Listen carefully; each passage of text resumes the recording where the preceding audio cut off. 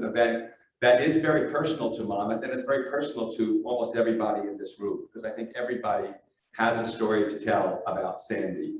So here we are 10 years later, and again, for those of you who do not know me, I'm Tony MacDonald, and I'm the director of the Urban Coast Institute here at Monmouth University. I did want to introduce Tom Harrington, who's our associate director, and he is also the lead for most of our resilience work. So we really have, even before Sandy, been working on resilience issues, but that has increased significantly over the years. As I said, I very much want to welcome the students and those who have joined us in person here at Monmouth, but everybody online as well.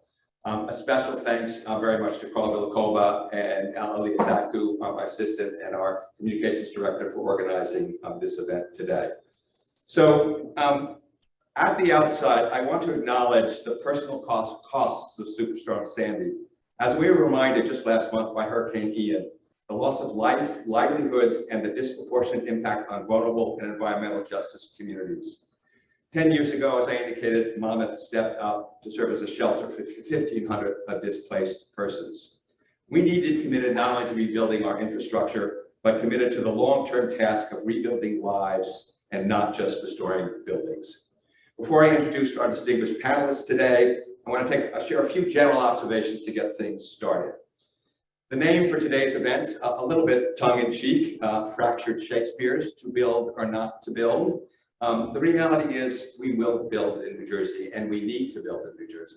We need to build for housing. We need to build particularly for affordable housing. We need to build for green transportation.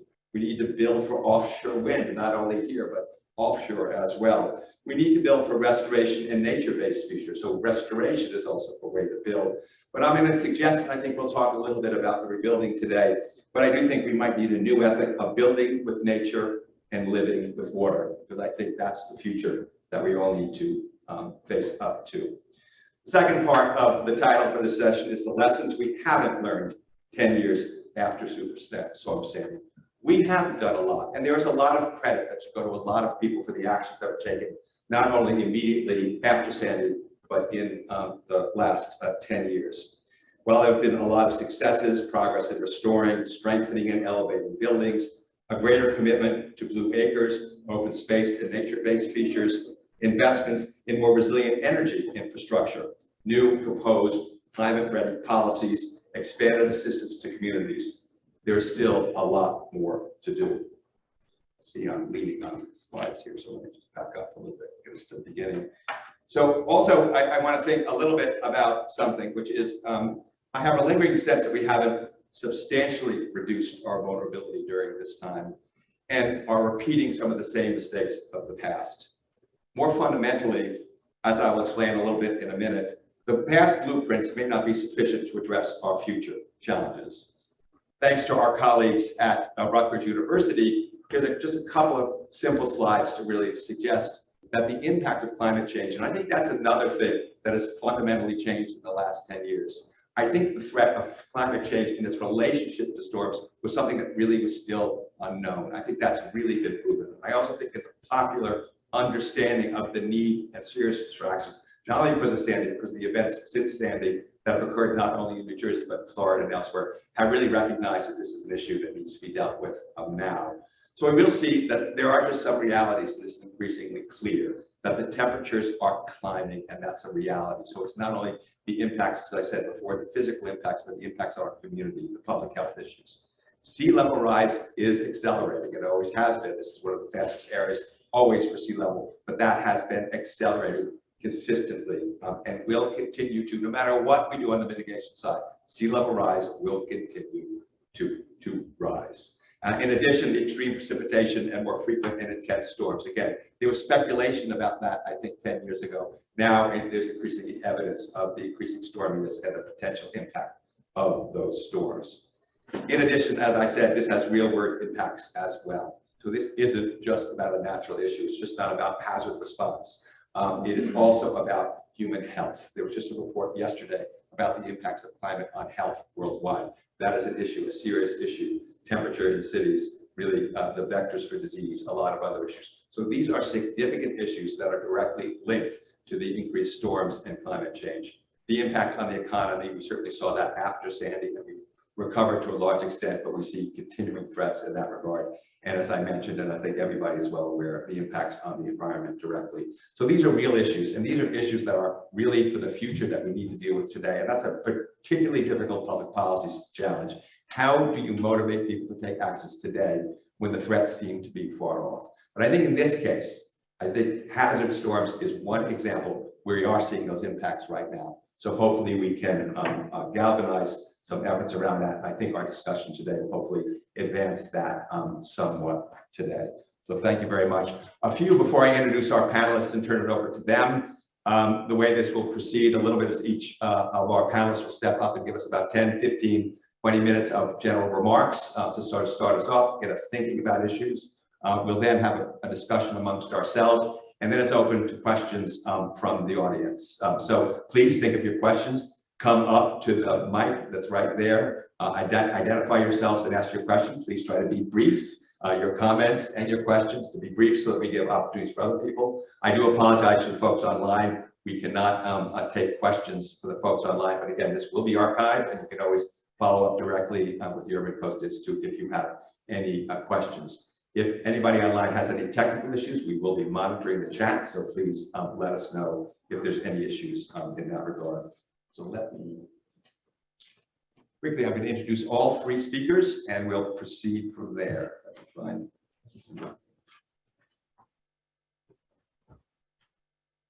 So our first speaker today will be Shawn LaTourette.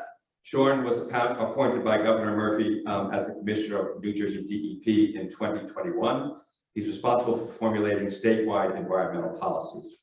With more than 20 years of experience in environmental protection, Shawn began his career defending victims of toxic exposure, including organizing and advocating for the needs of vulnerable New Jersey communities whose drinking water was contaminated by petrochemicals. Since 2019, he's been responsible for running DEP's operations while formulating policy and regulatory reforms to advance Governor Murphy's environmental, climate change, and clean energy priorities. And I think you'll see from my introductory remarks what I expect from his remarks. The connections between those three is, I think, pretty direct and pretty significant. So thanks, Shawn, for joining us today. Our second speaker will be Don Bain. Don Bain is a special advisor to Climate Central. He's a professional engineer and expert on climate change, adaptation, and sea level rise, dedicated to building a brighter future in a dramatically changing climate. He was a consulting partner for Ernst & Young, having advised Fortune 500 clients. He has international executive experience and has led several technology and professional services companies in the US and Europe, and was on the board of the Robin Hood Foundations. Don is an expert on the implications of sea level rise and has advised municipalities on adaptation, risk management, economics, and finance. And our final speaker and panelist today is Mike Moriarty. Mike is the mitigation director, leading a team creating a more resilient communities for reducing future losses to homes, businesses, public buildings, and critical facilities. His mitigation team focuses on breaking the cycle of recurrent disaster damage with responsibilities for New York, New Jersey, Puerto Rico, and the US Virgin Islands. The team helps reduce loss of life and property while building capabilities with state, local, and tribal partners through a variety of different programs. He's really supported significant programs over the years, which are, I think we'll hear, even more significant and growing now as a result of some increased investments in robust pre-disaster mitigation grants, hazard mitigation grants, more than $3.5 billion for Puerto Rico and the US Virgin Islands for Hurricane Maria, and over $2 billion for New York and New Jersey after Hurricane Sandy.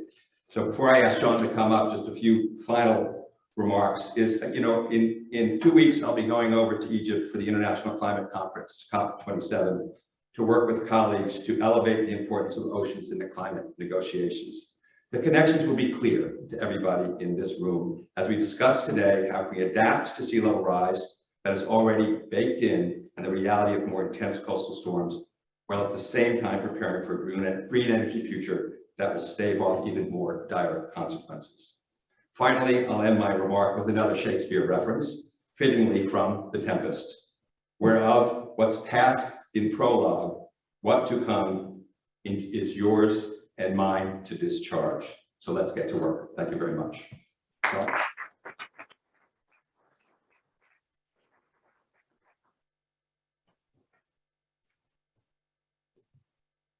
Well, thank you for inviting us all here today for hosting this event. In just a moment here to open the notes. So I want to start with one of the remarks that you made about how everybody has a Sandy story. And in 2012, I was a brand new dad. I have twin daughters who are about to turn 12. I just had to do the math in my head. And at the time that Superstorm Sandy hit, they were beginning to talk. They were really fascinated with the lights. And I remember the interest in always flicking the light switch, but they couldn't yet call it the light switch or the lights. They called it Ada. And so every time they wanted the lights on, they would say, Ada, Ada. I don't know where it came from.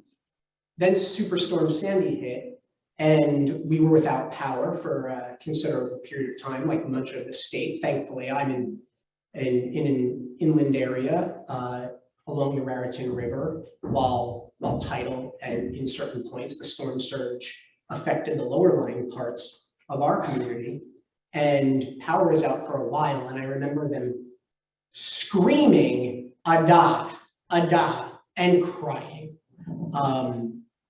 And now today, they're very self-assured, self-possessed young women who love to tell me all the time just how bad a job I'm doing at protecting the environment. I have no bigger critic in the work that the Department of Environmental Protection does than these two young women.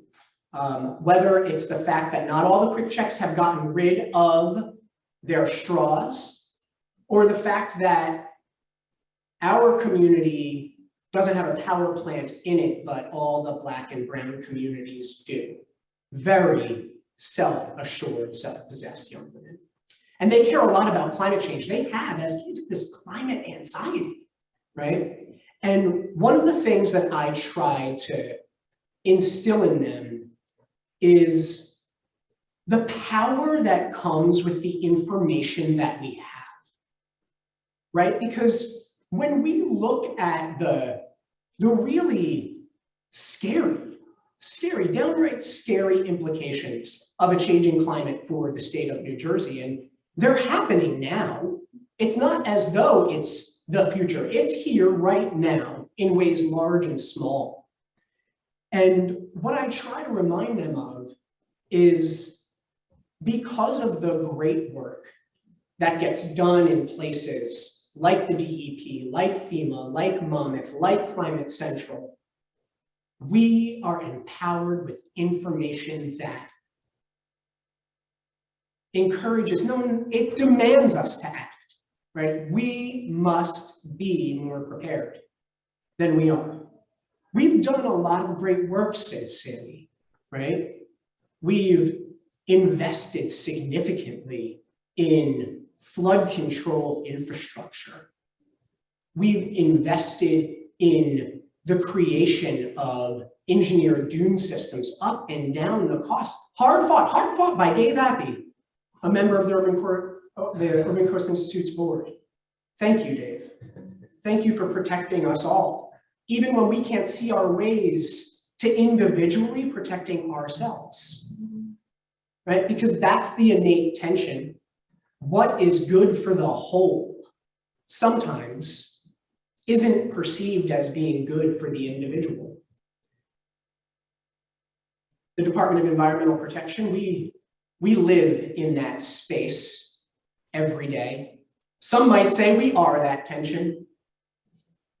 Got to go talk to those tree huggers about some permits. It's going to be hard.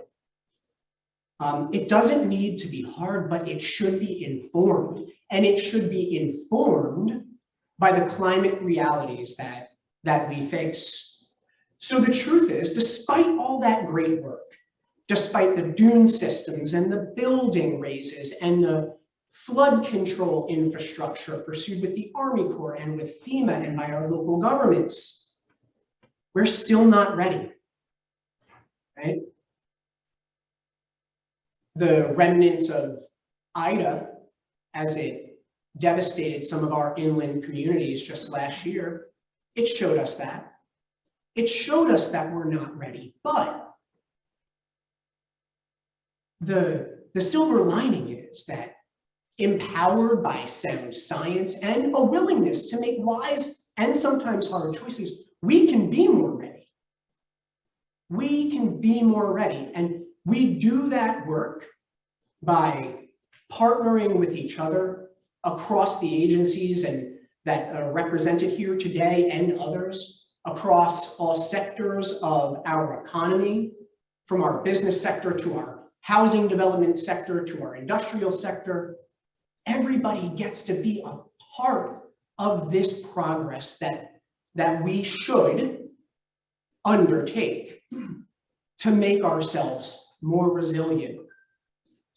So one of the questions that was posed in the invitation to me here today, and again, thank you, was, well, how much better is New Jersey? How much well off? Are we better today than we were before Sandy? No question. We are definitely in a better place today in many respects than we were on this very day 10 years ago. But it's not enough. We have to do more. We have to do more to bring folks along, to dispossess folks of that false dichotomy that persists, that you cannot both have good public safety and environmental protections and also have good sound economic development. Just last month during Climate Week, we hosted a panel called The State of Resilience, where the treasurer and I joined with a number of folks in business, in investment, in insurance, to talk about the economic imperative to build greater resilience. Because the facts are in, right? Sea level is rising. It's not happening tomorrow or 10 years from now. It's happening today, incrementally. Storms are more frequent and intense. We're not using right now the right data to inform our choices on how we manage our stormwater, how high we build our buildings and critical infrastructure, right? But we're on a path to that place. And that's encouraging. That's the power that we all have, right? Empowered by sound science, empowered by Governor Murphy, who has committed to making our climate adaptation initiatives a priority. But it's hard work and it doesn't happen overnight. And I think we only have to look back to the circumstances that we were in just this summer.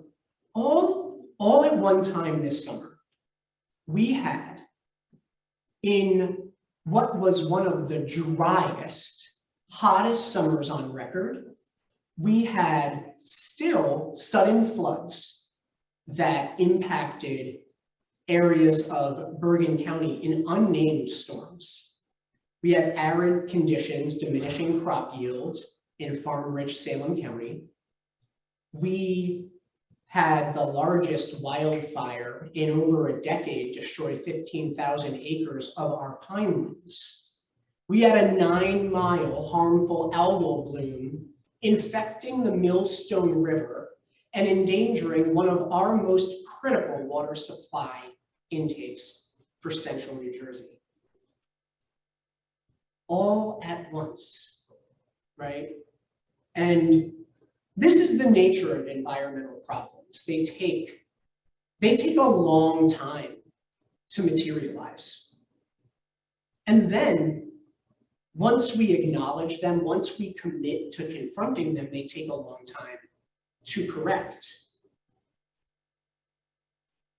We just celebrated the 50th anniversary of the Clean Water Act, for example. Clean Water Act grew up at a time when the rivers were literally on fire. Same thing with the Clean Air Act, when the skies were orange, right? The nature of modern environmental law and regulation is inherently reactive. We wait for the problem to show itself, right? In part because that's when you can build political support. That's when you can build public support for important public policy measures.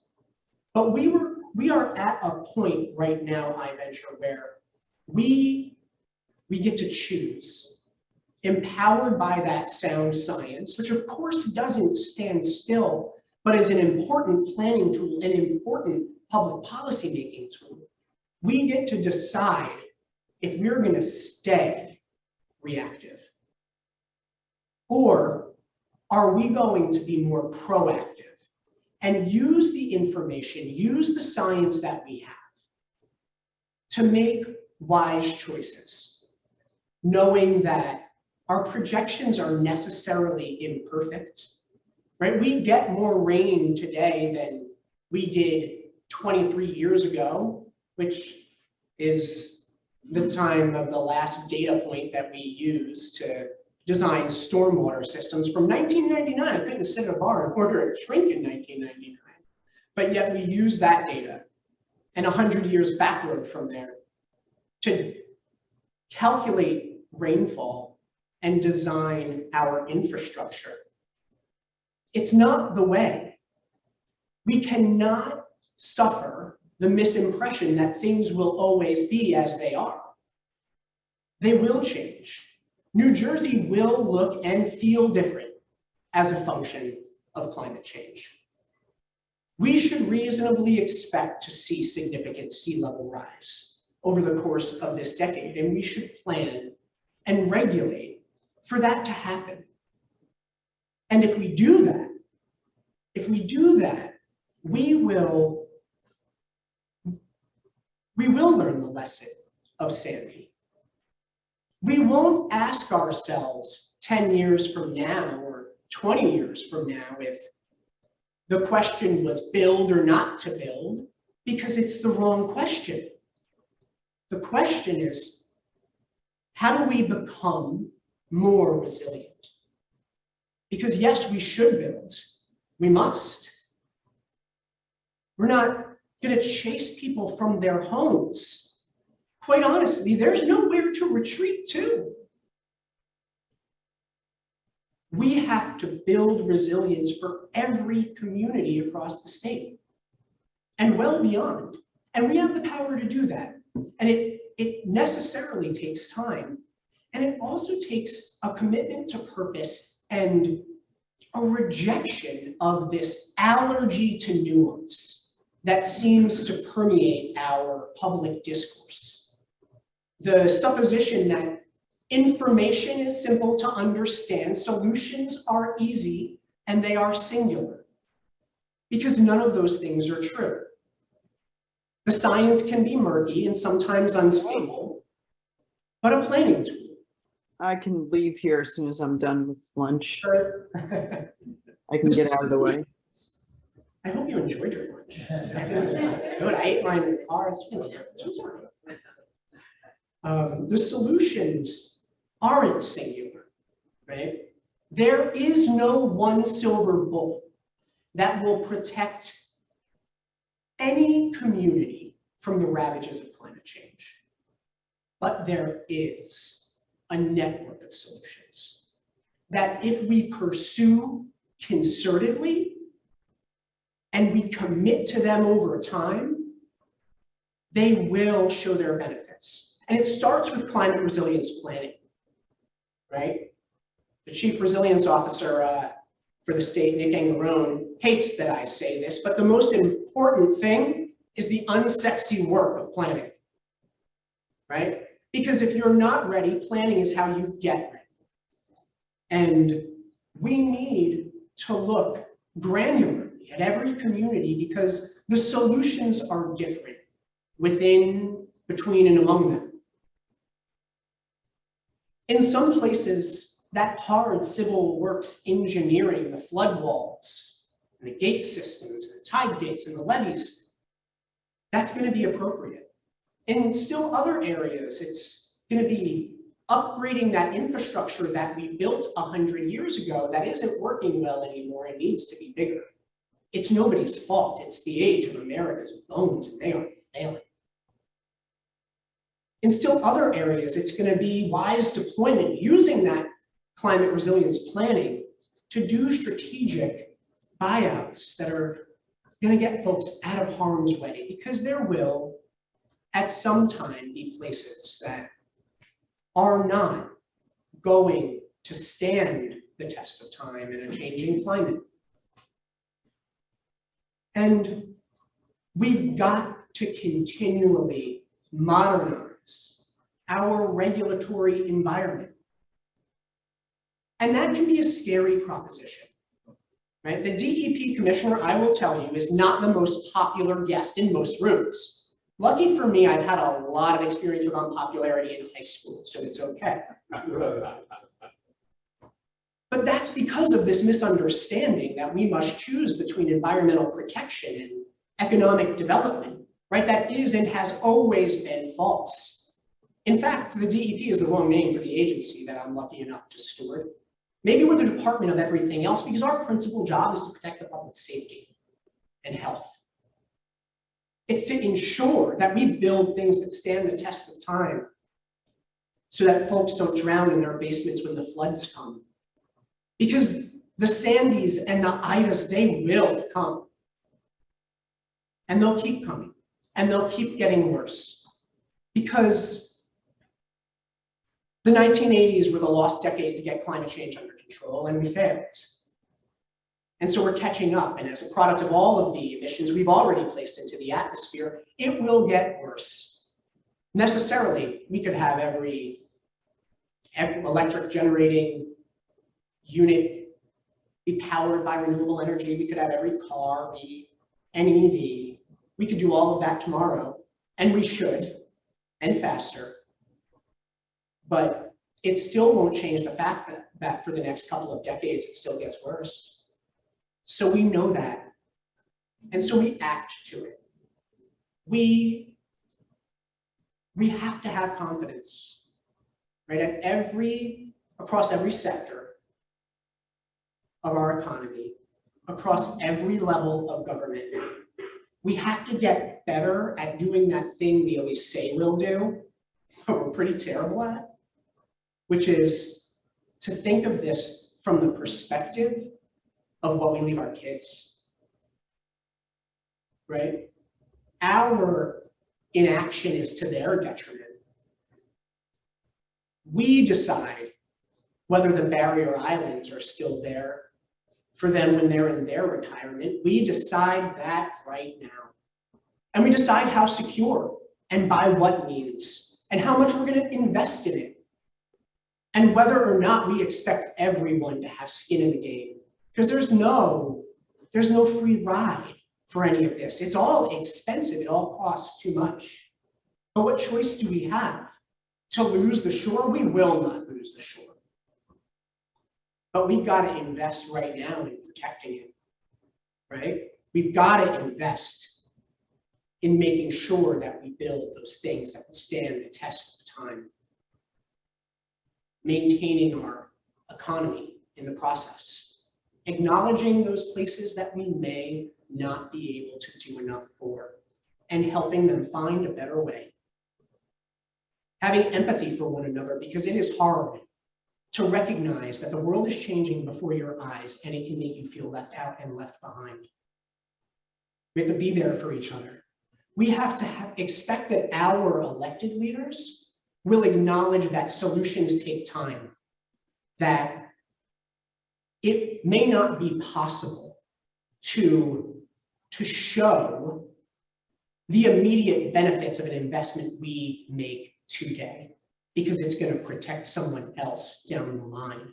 We have to have faith that what we choose to do as a policy matter and as an investment matter will work. Will work to some significant degree at least, because whether we're talking about those tide gates or those living shorelines, or those buyout areas,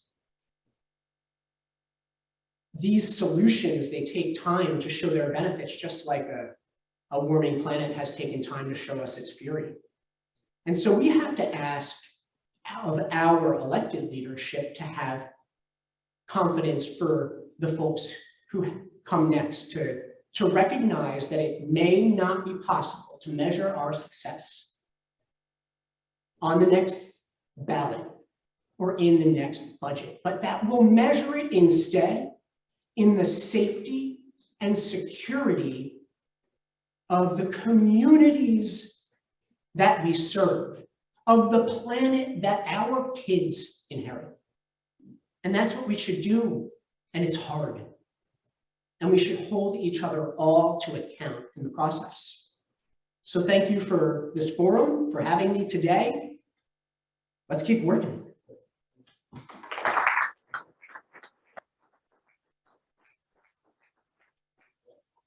Thanks. Okay.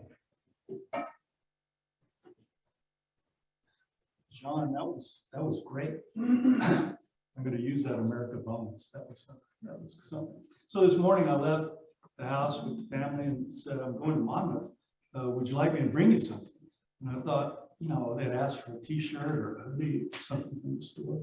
They said, no, bring us a pole, right? Monmouth's known for poles, so here we go. It's only got one question, it's true, false. Here it comes. Peer-reviewed science has been able to quantify the fraction of the damages of Hurricane Sandy due to man-made climate change. True or false? How many people say true? How many people say false? Okay, we got the falses are a little more, I guess say 10% of the room, the trues are 5% of the room. Margin of uncertainty on this one is 85%. And I'll give you the answer after you get through these boring slides. So the reason Tony asked me here today, I think it's because this a recent study we published called The Sinking Tax Base. Published it on September the 8th, I think it was. The morning of the 8th. I've been working on it for over a year. Happened to be the same day that the Queen's death was announced. So I took that as a sign, one way or the other. I'd like to call your attention to this. When a house falls into the ocean now, it's big news. 4 of them fell into the ocean in May. Got coverage from the New York Times. Here's a picture of it. Interesting thing about this, not only did the house fall, but the homeowner who just lost his house got a bill for $70,000 from the county to clean up the mess, which I'm sure was well received. But that's a small event. Here's a view in Alabama today of some properties that are underwater. Now, these didn't go underwater because of sea level rise, but rather coastal erosion. Those two are related, by the way, if you want to get into it. But these are properties that are long underwater, and people are still receiving tax bills for them, and some of them are actually paying them for some strange reason. So that is one evidence of one of the reasons why we got to thinking about this particular problem. And this problem is the one of sea level rise. It's a problem like a leaking faucet is a problem in that you don't notice very much in the beginning, but the totals add up. This is a view in Annapolis. This is a view in Fort Myers. Hurricanes are mostly bad, but they're good for illustrating things. This is the water level that Fort Myers can expect every day at high tide in 2130.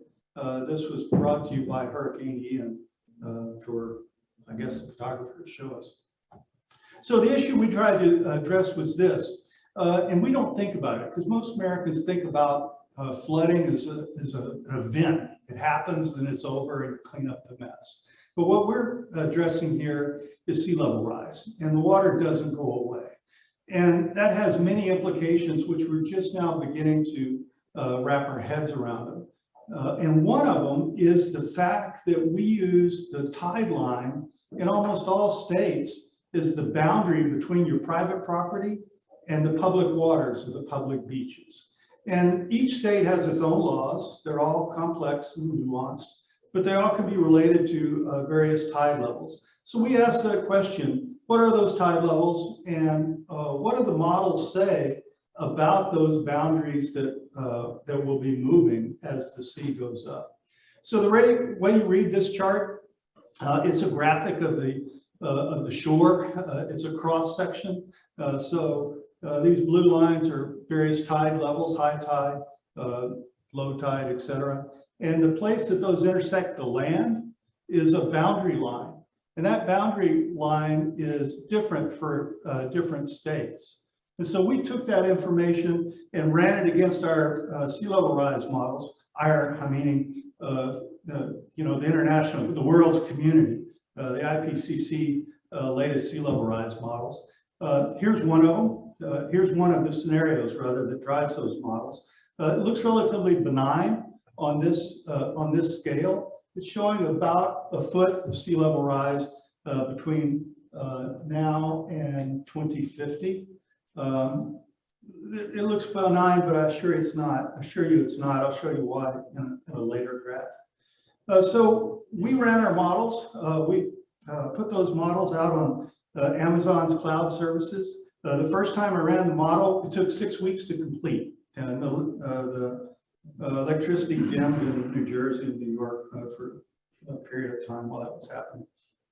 Here are the results. It's tedious, but bear with me. The way you read this, the axis, the y-axis, is the fraction of a county's land that will be underwater at a given time. This one happens to be 2050 and the high tide. The x-axis, all of those lines, those are individual counties, and they happen to be in state, county, alphabetical order. So it's Alaska on the left and Washington State on the right. The way you read that number, a number of 0.5 means 50%. 50% of a particular county's land area might be underwater under these conditions. So when we look at this, the L's have a problem, and that was kind of a surprise to us. It shouldn't be, but that was Louisiana, because you don't hear very much about it. So this was the fraction of counties that would be underwater at high tide. This was the fraction of counties that would be underwater using that individual state's boundary level that I talked about. So that's different for Texas than Louisiana, New Jersey, et cetera. The numbers are virtually the same, but some of the states use low tide. But here's a number that jumped out to me. It's over 4 million acres and 6,800 square miles. You can't see it because of the zoom window here. It's covering up the other data. 6,800 square miles is larger than the state of New Jersey. So what this tells us is that by 2050, more than the state of New Jersey will be lower than the elevation of the expected high tide under this climate scenario. By the way, this climate scenario is one that best matches our current performance, i.e. what we're doing now. In addition, when we ran it for multiple scenarios, including the one that embodies the goals of the Paris Agreement, which, by the way, we're nowhere near achieving. And between now and 2050, doesn't matter. This goes to what Shawn was saying, or maybe Tony was saying. We've already committed a certain amount of sea level. In fact, we're enjoying sea level rise that was committed by our parents and grandparents. So you and I are now playing for what happens in the latter part of this century for our children and our grandchildren. So this view of the data looks a little bit messy. If I bunch it all up and order it from greatest to least, it looks like this. You business students would recognize that as a Pareto chart. This is 2050 again. When I look at the data at 2100, it's the same shape. It just gets fatter because the water gets deeper. What do I conclude from this? Well, there's about 100 counties that are in serious trouble. There are about 200 counties out of 505 that are materially affected. And there are some on the far right of this graph that are going to be fine, thank you. So how does the data look when we slice it up another way? Here are the number of properties that will be affected by state. So that first one is Florida, where some 140,000 properties will be involved. New Jersey comes in at number 6, looks like the low 40,000s. And we at Climate Central deal with this stuff all every day. We tend to be very clinical about it, but that 40-something thousand, those are people, right? And couples often who own some property and who have some bad news coming, which is they're going to lose that property because it's going underwater. When we drill down to the county level, it looks like this. Most of the greatest affected counties are in Louisiana. You'll find lots of L's in there, some Virginia, North Carolina. You have to get all the way out to number 20 before you encounter the first New Jersey county. That's good, I suppose. So this is an interesting graph, and this relates to my comment about it being benign. That red line is the number of parcels that are impacted. First of all, I normalized everything to 2020. So it basically took as a base what's going on now and asked how it changes in the future. And the parcels and the land area basically grow linearly as the water level comes up. That's those straight lines. But that purple line, or I guess on this view it's dark blue, that dark blue line are the buildings. And look, it's got this big acceleration in that. Why is that? Well, it's because we humans love the water and we build our stuff real close to it, right? So we build our stuff close to what our grandparents thought was a safe area, and it's not. And that margin is now being used up, and later in this century, when the problem starts happening, it gets worse fast because the water levels will be encountering that built environment that we thought was a good idea in the past. So we released this data in September. We released it at county levels because really the story is one that's local. If you go, I put the URL here where you can go download your own county report or where your parents or family live. By the way, do that just in time for Christmas. They'll love you for it. If you just Google sinking tax base, you'll be able to find it online and download your county and have a look. So these are reports for each of about 320 counties. Why 320 versus 505? It's that Pareto chart. Some of them are just boring because they're safe, but the ones that aren't boring are terrible news. And we put that information out there. So we did this analysis. We released it on a county level basis, and we prepared a national summary, which the media picked up. CNBC, PBS, even Fox Weather. Would have been on NBC with Chuck Todd, but the Queen died that day. So she appropriately took our attention away. But we did this analysis on each of 51 million properties. So we know how long under each scenario each of those properties have. We know the taxable valuation of each of those properties, and we know the quantity of what's expected to be lost. So it's really personal. We know who those people are. If we wanted to, we could send them all a postcard with the news on it. I bring that up because we're a little Climate Central. If you took our whole company and put it in this room, it would be less people than are in this room today. We went out to Amazon and built our own supercomputer with a credit card using 1,000 or so virtual servers to run this model. If we can do it, then anyone can do it. People with lots of money could do this. And this is information that, information wants to be free. That information is going to be out there. At a certain point, our planners need to take notice. Part of our motivation to do this was to let our city finance managers take notice so that they can begin to make appropriate plans. And at some point, the market's going to take notice. And I think I'll leave you with that. I'll return to our poll question. Question was, Peer-reviewed science, has it been able to quantify the fraction of Hurricane Sandy's damages that were attributable to human-induced climate change? And the answer is true. So $60 billion worth of damages were caused by Hurricane Sandy. The peer-reviewed work showed that 8 billion of that was associated with man-made sea level rise.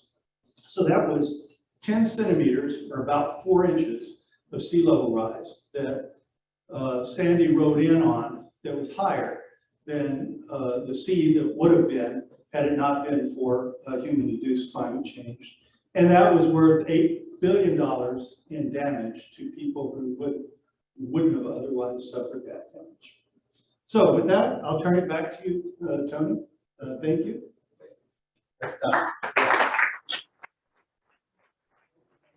Thank you very much. So we have Mike come up with. Thanks.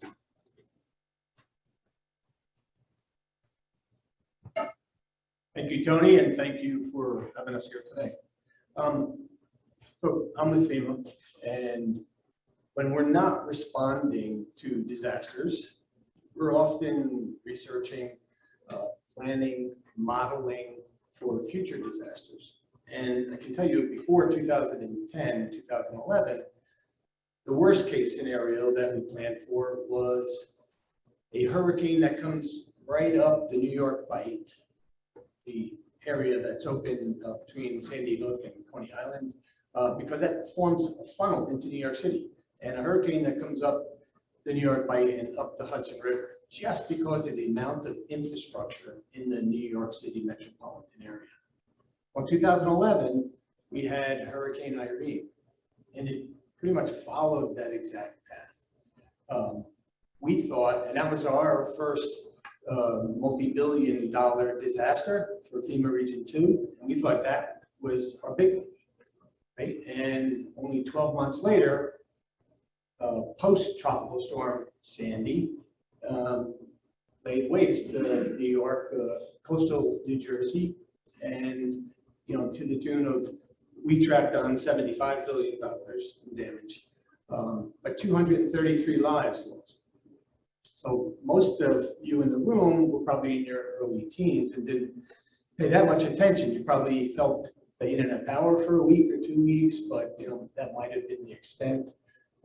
But lots of people lost their homes. We had 70,000 substantially damaged homes in New Jersey. And substantially damaged means the damage exceeds 50% of the market value.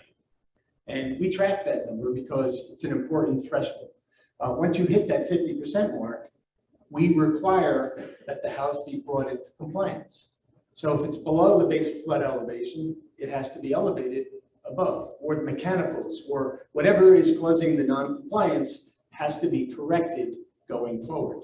So that's 70,000 houses. Now, the reason we do that is because New Jersey was started being built out 200 plus years ago. We're fortunate enough to live in a state with a lot of history, but that means there's an awful lot of buildings that were built near the water because it formed a means of transportation of goods. It formed cooling water for manufacturing. Whatever it be, developments occurred along the water during the 18 and 1900s. So it wasn't until 1968, and this is after the end of World War II, when all the vets came home from the war, and the GI Bill allowed them to buy houses. So there was lots of development in the 50s and 60s in places that we probably didn't know at the time we should not have built there. But in 1968, that's our date, the birth date of the National Flood Insurance Program. So that's when we first started tracking and regulating the floodplain. All those homes that were built prior to that were not all of them, but most were probably not in compliance. So the plan of the National Flood Insurance Program is, as houses get damaged or destroyed, they're going to be brought back into a compliant manner, meaning built above the base flood elevation. Well, as you've heard from both Shawn and Don, That's changing. Our flood elevations are changing continuously. The flood maps that we started doing in 1968, they were done for a very specific purpose. They're done to be able to rate flood insurance. They're called firms, flood insurance rate maps. Yet, because they're used, it's the only thing that I guess is publicly available everywhere, they kind of get used as the baseline for most planning to prepare for disasters.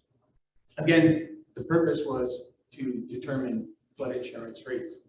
But those flood maps form the basis for what we do. And I heard Shawn very specifically say, we can't get out of this without planning. So in Sandy, those 70,000 homes, we had a lot of progress. I would say there were a lot of positives, Tony. We had 75,000 flood insurance claims that paid out just over $4 billion to residents of New Jersey. And of course, they took that money and put it back into their homes. We did 1,800 home elevations. Now remember, I said 70,000 homes substantially damaged. We did 1,800. And HUD had a comparable program where they flooded elevations. We did about 7,000 under the HUD program. So we really did 9,000 elevations. So those folks hopefully are high and dry and out of harm's way, at least for the next storm. But there's an awful lot that aren't. One good thing that did come about from Sandy, and I think this is one of the big positives, is what we call advisory-based flood elevations.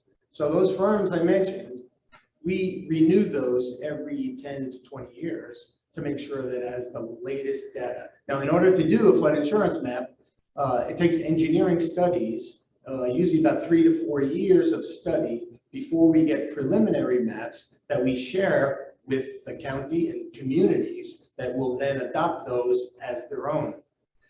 That whole regulatory process takes several years. When Sandy came ashore, we were completed with the flood insurance studies, but we had not yet issued the preliminary maps so that they could be adopted by towns. So what was issued is the information from those studies into what was called advisory-based flood elevations. And that, those were adopted by towns for reconstruction purposes.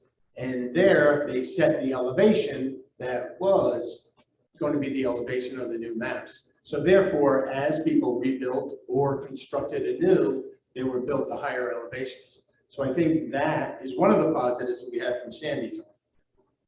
A concern is, at the time of Irene, we had 220,000 flood insurance policies.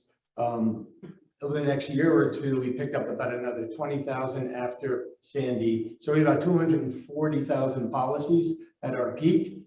Right now, we're about 198,000. So there's 42,000 less insured people in New Jersey. And that's concerning since we know that the risk is growing.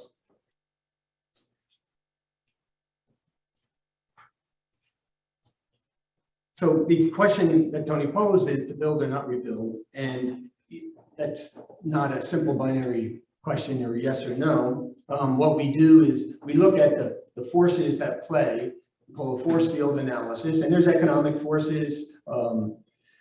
Usually it's, whether towns are going to have to pay more in municipal bonding because their housing stock is not a resilient housing stock. So those are economic forces. There's political forces, whether people are going to be able to build in certain areas or not. There's a lot of politics associated with that.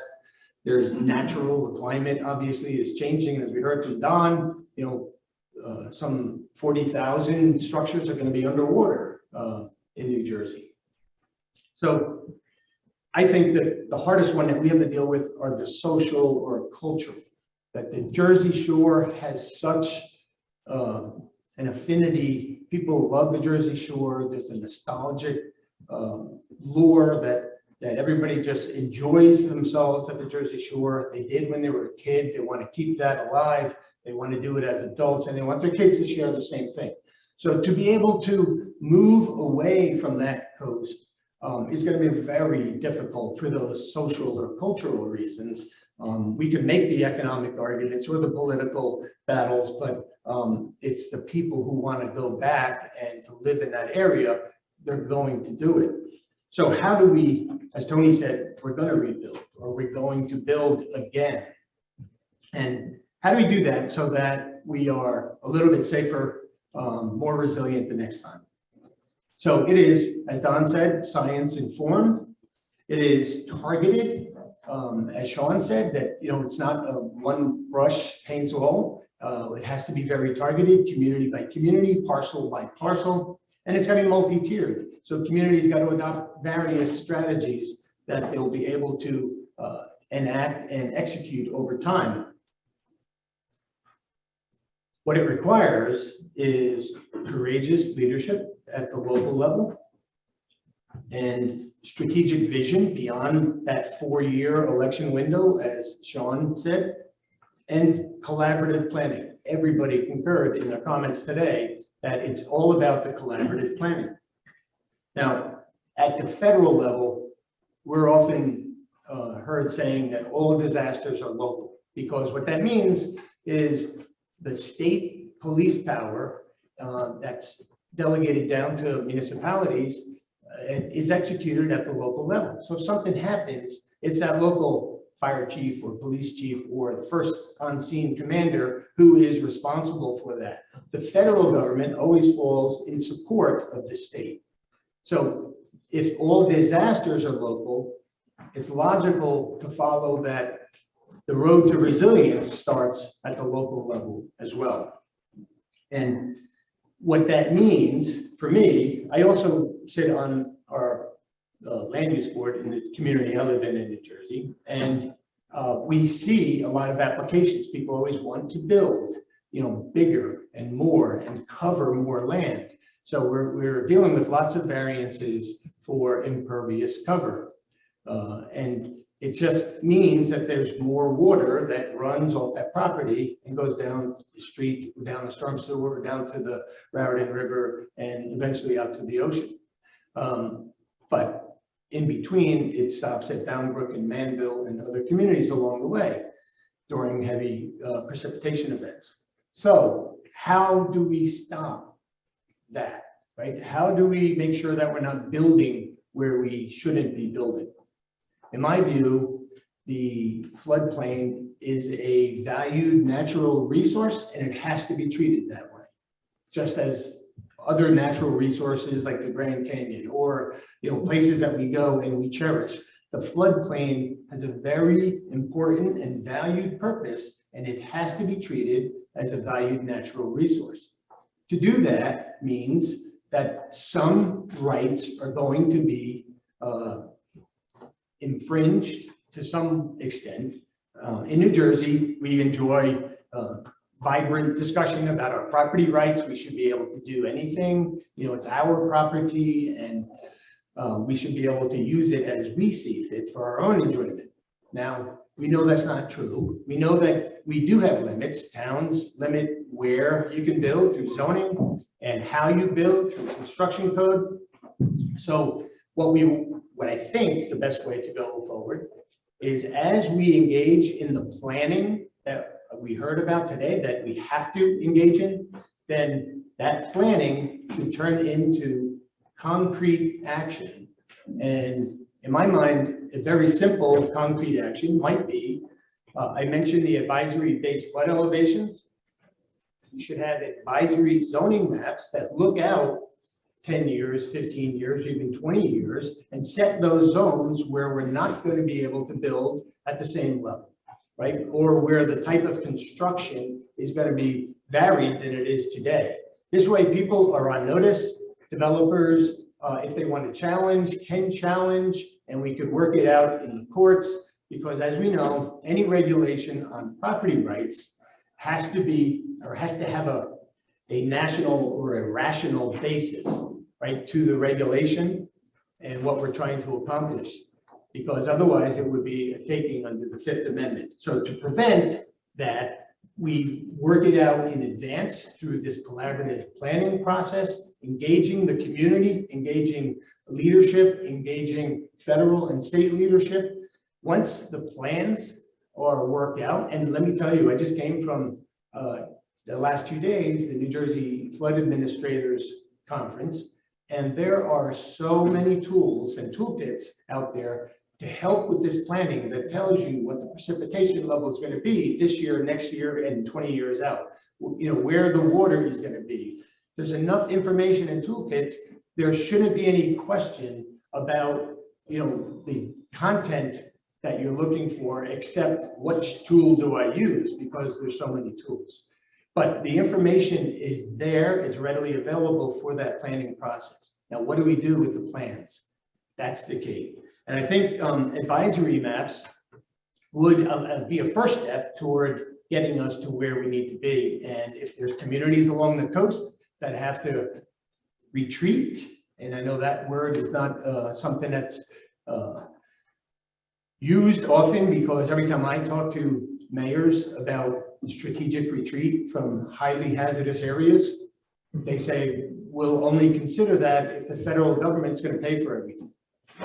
And I will tell you that we have a couple of good examples in New Jersey where we did retreat from high hazard areas. And one is in Wayne, where we took out about 300 plus houses from the Hoffman Grove area that flooded frequently. And now they don't experience that. And that took place over the course of several years through federal grants, but they executed efficiently and effectively. And that's a success story. Also, more recently in Woodbridge Township, again, along the river, where they did a similar project and removed people from hazard. So I say that because we need to have the plans. We have more money from the federal government available to communities now than ever in history, right? We have migrant programs. Tony said in the intro, you know, I had $4 billion of grants, mitigation grants for Puerto Rico, and we have $2 billion in New York and New Jersey. Those numbers are dwarfed by the amount of money that is available now on an annual basis. So our BRIC program, our Building Resilient Infrastructure program, this year, the NOFO is open right now. Communities can submit applications, but we have $2.3 billion available.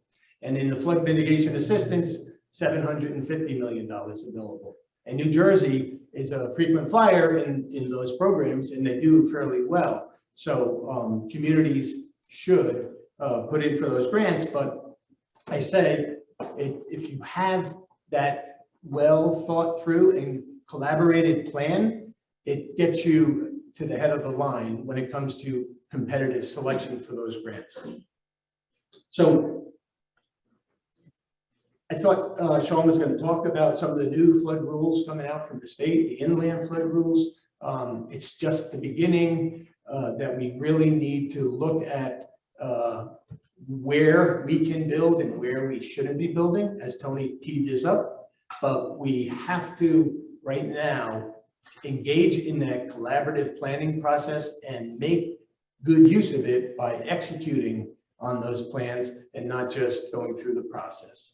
So I appreciate the opportunity to talk to you guys today. Hopefully we'll have some questions, and I know some of the students had to leave, but hopefully we'll get this going. Tony? Great. Thanks, Mike. I appreciate that very much.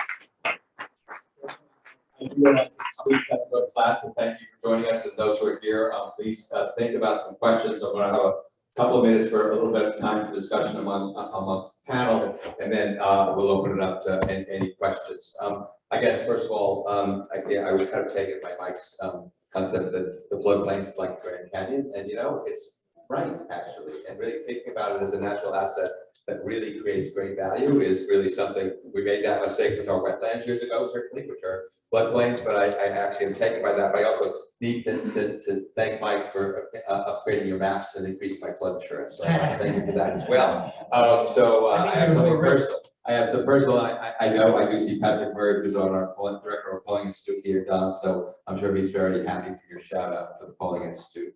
Patrick, thank you for joining us today. So I'll ask one question and also ask folks if they want to amend their remarks or add anything based on what they heard. But I guess I'm a little bit taken by the idea that, you know, the science can inform what we're doing, but the social and cultural aspects of it and the conflicts, you know, it does seem to me, I'm kind of hearing that planning is good, by the way, and Nick likes planning, by the way, he really loves to plan. But in addition, but in addition, I think I'm a little bit, what are we planning for? I'm trying to figure out what the objective is. It seems to me that hazard mitigation planning has a negative, and it's like we're protecting against something.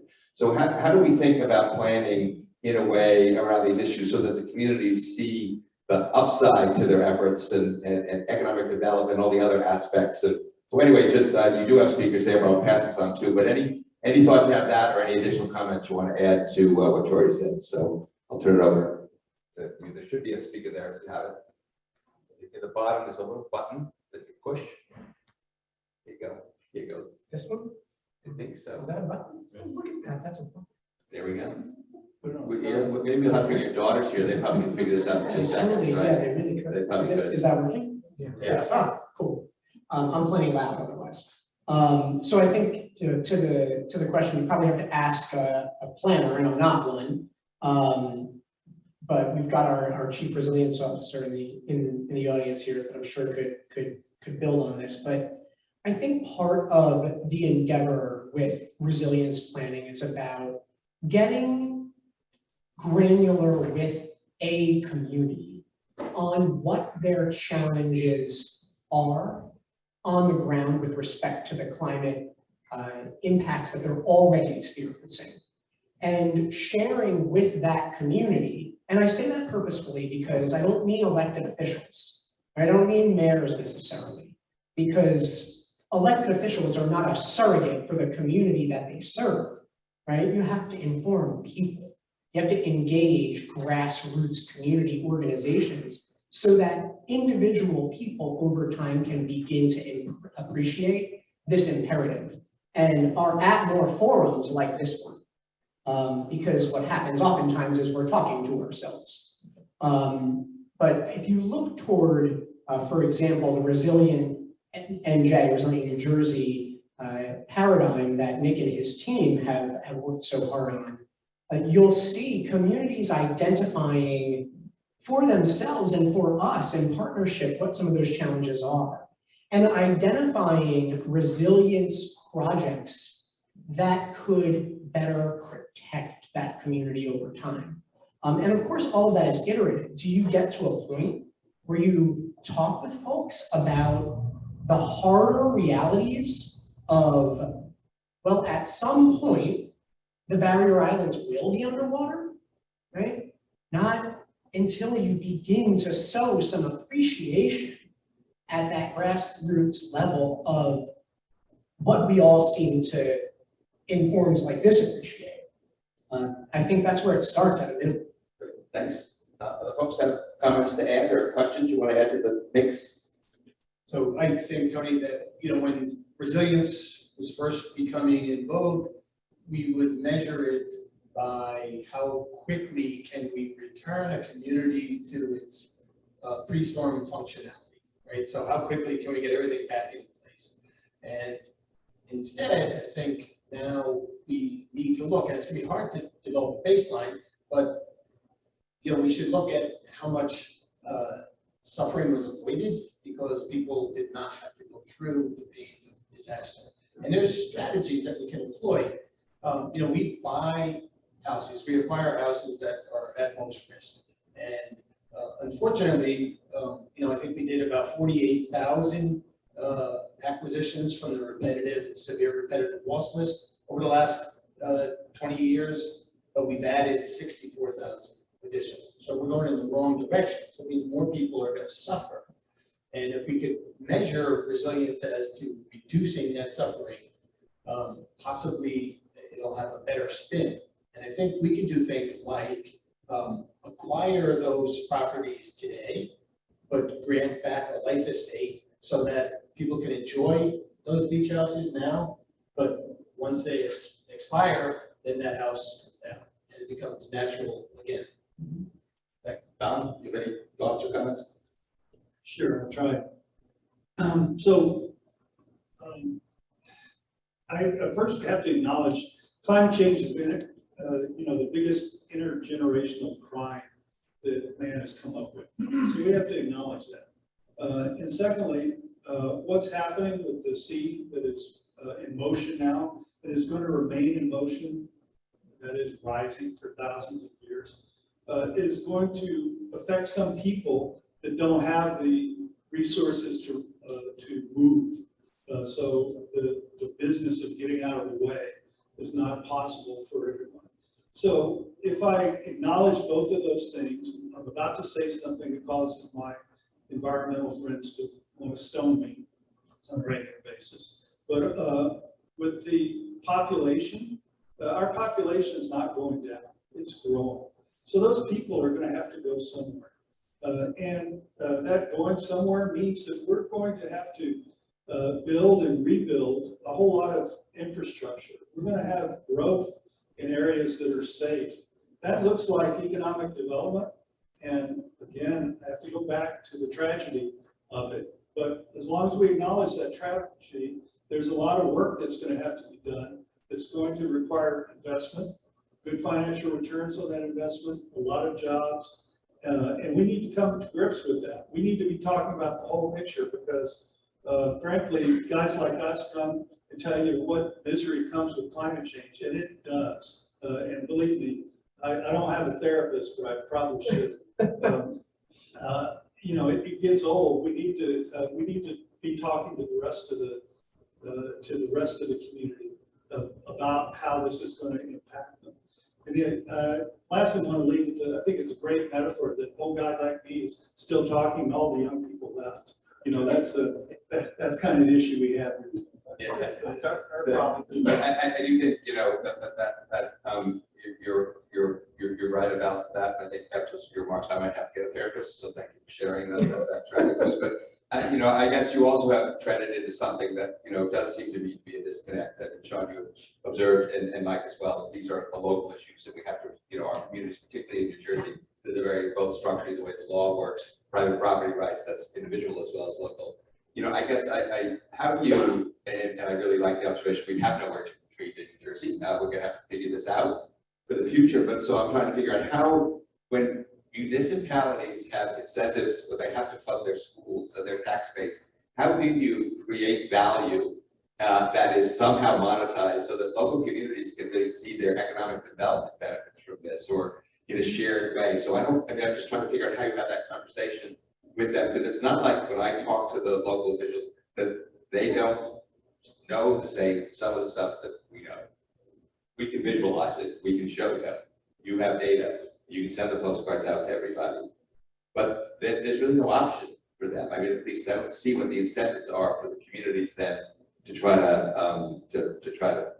look to the future. So how do we bring the economic development and the municipal sort of finance into the discussion? I'm not a local governance expert or a finance expert, but I know a lot about New Jersey.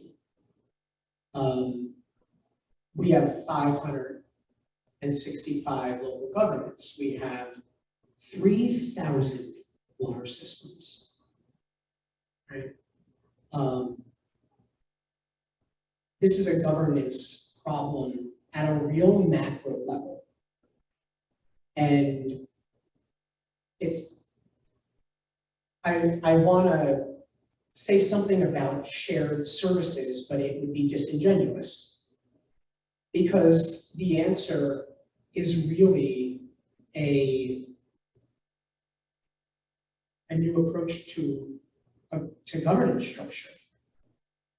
And that's the real answer, because one of the things that you'll see from the data from Climate Central, and we've been working on a tool as well that demonstrates the impacts to specific components of municipal and county tax base from varying levels of sea level rise and chronic inundation.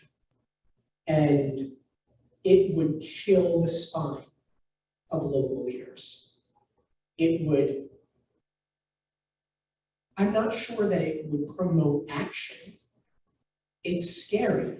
It's hard today for folks to get through the filling of the potholes and the funding of the schools, and all of our local governments are operating on a shoestring, right?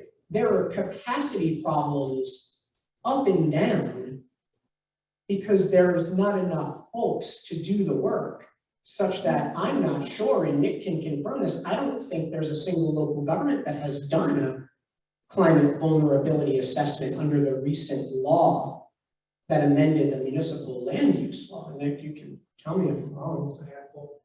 Yeah, and we're working up here to rate those criteria, so we're hoping to help them. We do have a bit of a plan strategy to do that. So Right, we have, and you can look at the components of this on a more finite level. One of the strategies is that I was talking about was with respect to infrastructure upgrades.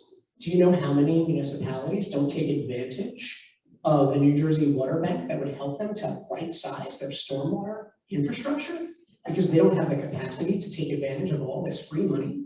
Do you know how many municipalities have right now an open opportunity to have New Jersey pay to do a feasibility study for a stormwater utility, and we have barely enough applicants, and that's a function of capacity on these local governments. So really, in the longer term, a governance structure reimagining is really the only option. Great, thanks. You guys have any quick comments? I do want to give the audience a chance to ask a couple of questions if they did. Mike? Yeah, just quickly. So, I guess every time I have a discussion about this, people say, let the market correct and let the market take care of it. And I think that's why, my comment about the social part of this makes it very difficult because people want to be near the shore. And when it's kind of counterintuitive, but when we acquire properties and make good use of that land, it increases the value of the structures around it. So typically, if we do a pot marking and take a house here and a house there, it becomes a vacant lot. That doesn't. But if you do 3, 4, 5 in a row and you turn that into a usable park space, then it increases the value of the remaining houses. So we never take, we always offer, and people are willing acceptors to sell their house. But if that was going to be a development, the town would do a taking. They would take 3 houses to build another house, right? But if we wanted to take some houses that were at risk and reinvigorate a wetland or recreate, something, they would think that would be a taking. So I don't think the courts are quite up to date on where we need to be, and we need to start educating the courts because they're regressive instead of progressive. Great. Real quick, so we've got the climate science nailed. We just swim in climate data all the time. Where we go walk across the street to Princeton to get help with social science and behavioral economics, because that's the really hard part that we're all saying in a different way. And amen, Mike, on the courts, you take property away from 250,000 people. Some of those are lawyers, and they're going to be mad, and our courts don't know what's coming. Now, fortunately, most of the judges and lawyers that are going to adjudicate that now are in elementary school or maybe nursery school, but it's coming. There's a huge wave coming. And I, for one, would love to hear from you guys. Let's mix it up a little bit. Yeah, so anybody, I'm sorry for going on, just got anybody to come up to the speaker and introduce yourself and ask your question, please. Hi, I'm Kathleen Duckett. I'm Chair of the Environmental Commission of a community that decided to refuse the bid by the Environmental Commission to write the feasibility grant because they're afraid of the answer. But my question is, there are 2 of us from different environmental commissions here today, and we'd like to know what we can do to better change the conversation using the tools of the Environmental Commission, both to communicate back to the community and to communicate with our local leaders about risks and rewards of resilience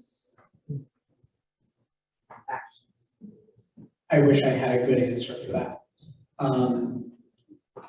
One one answer is that the connectivity between the environmental commissions and the DEP is not strong enough. And it's strong with your lead association, ANJEC, but not with respect to the individual environmental commissions themselves. And that there's a conversation I actually had about this yesterday about standing up better connectivity through some routine engagements where we're actually doing what the formation statute for the commissions said, which presumes a greater connectivity and alignment with the department. But setting that aside, I've heard this story over and over again that there is often among the council or the mayor's office in many communities, the elected leadership doesn't want to pursue a feasibility study for a stormwater utility because a stormwater utility is a rain tax. My response to that is usually that Ida was one hell of a rain tax. You're going to pay it one way or the other. You get to choose. And so one way that we've talked about with ANJEC is to do more engagement to explain to councils the value of doing this. And a feasibility study, of course, commits you to nothing. I don't believe I know that. I certainly know that, but getting, well, I guess the next question is, you talked about legislation that will align environmental commissions more closely with the DEP. When is that coming? That's what the existing legislation says. We just don't do it. Oh, okay. So, I think as the next question comes up, I just, come up and get your question, please, and I just sort of will just add a comment again. These tools are available, and we need to do maybe a better job of getting the tools in the hands of the citizens themselves, and I think they are very simple, and we need to work on that. I do work with the coalition folks that might be able to think about that. But I have and I'm just going to throw this comment out there, Shawn, because I guess I'm a little bit nervous that if we have this disconnect between community vision and plan, and if we they will perceive stronger regulation as forcing them to do something, and we already have this bad civic disposition that somehow regulations are bad. And so I'm just making that observation, and I feel like, unfortunately, the tools we have, like stronger regulations and policies, are right now a little bit in disfavor. And then you have courts on. So that's just an observation I have, being somebody who's a lawyer and being in that environment, that the civic support in general for more regulation is not really high right now. And so we are kind of hamstrung from a regulatory perspective to try to figure out how to create those incentives. This is a fascinating point, and it's wrong, right? The underlying the underlying fact that leads to that disposition, it's totally wrong, right? In the modern history of environmental law and regulation has created 6 times more wealth than it has cost. It's nuts, but it's the more voluntary, the better. Is our perspective, and this dialogue was about something voluntary in particular. But the fascinating thing about the public expectation is this: when it all goes wrong, the public's expectation then is that you had done something about it, and that something would have been regulatory. So for example, people find out there's PFAS in the water. Why in the world did you ever let it get in there, right? Same thing with the floods. The Itsy Bitsy Brook's been behind my house for 30 years and it's never flooded before. And now it's flooded 3 times in the last 2 years, and who didn't do their job, right? So it cuts both ways. Great, thanks, sorry for that, I actually, it's kind of funny because I wish that I could just have all of you gentlemen come sit and have coffee with me, because I have about 20 questions and I'll just email y'all. But Right. My name is Ann Price. I work for Water Spirit. We're a center for ecology and spirituality. And first, I want to start with the word that I wrote down. You said climate anxiety. It's a real thing. most of the young people have left the room, but we actually do support groups for people with eco-anxiety. And it's amazing how hard it is for young people, because I'm looking at those numbers of 2050 and I'm like, will I make it?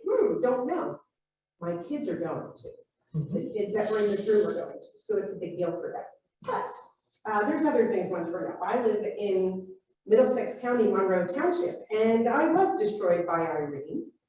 Nowhere near the beach. So, you know, we're saying so much about this. I want people that are watching from home to be aware that, you know, these storms that are coming, it's not just the waterfront properties. I'm in a small little neighborhood called Mill Lake Manor. There's a reason they call it Mill Lake Manor. The question I wanted, or a statement I wanted to make, actually, I'll make it as short as I can because I'm almost done. Mike, you had joked saying something about postcards. When Irene hit, the year before Irene hit, we were redistricted for our flood zone. So now I was living in a flood zone and I fought it. I didn't want to have to pay those flood insurances, but I did.